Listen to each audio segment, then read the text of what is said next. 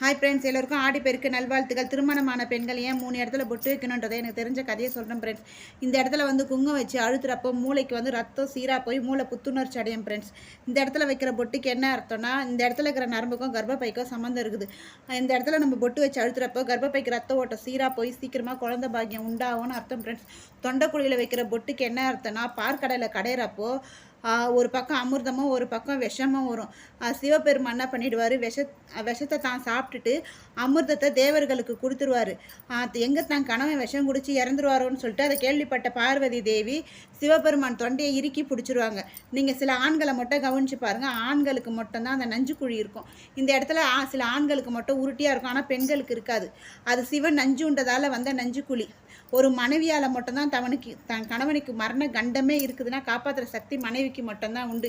இந்த இடத்துல பொட்டு வைக்கிறதுனால கணவனுடைய ஆயுள் காலம் கூடும், அதுதான் அர்த்தம்.